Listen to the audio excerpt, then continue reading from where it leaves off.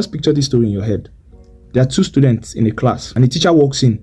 If you have not paid your school fees, stand up and leave the class. Now, both of these students, the first one, the day before when he got home, his dad told him, I came to your school yesterday and I paid your school fees, even though you didn't see me.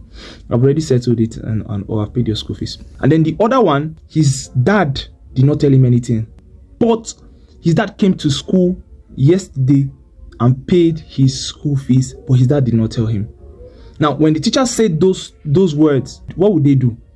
One of them, the one who knew that his dad had already paid his school fees, would sit down. And then the other one, even though his school fees had been paid, would not be confident enough to sit down. He would take his bag and then go home.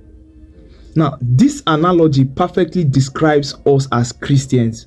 And I'm tailoring this specifically to people who deal with pornography, who deal with masturbation, who feel overwhelmed with temptation. It's because you really do not know that your father has already paid your school fees.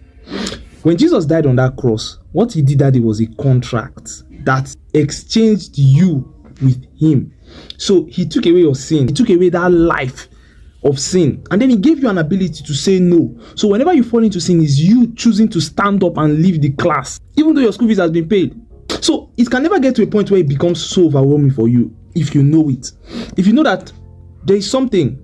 The Bible says in the book of Titus, it says that the grace of God that bringeth salvation teaches us to say no to sin, to everything that is ungodly, and to live righteously and soberly in this present age. So even though they are saying, things don't spoil, everywhere bad, the Bible says in this present age, there is a grace of God that brings salvation, that can teach you to say no. So next time when you feel the urge, remember Galatians chapter 2 verse 20. And what does it say? It says, I am crucified with Christ, nevertheless I live, yet not I, but Christ that lives in me. And the life I live in the flesh, I live in faith of the one who loved me and died for me.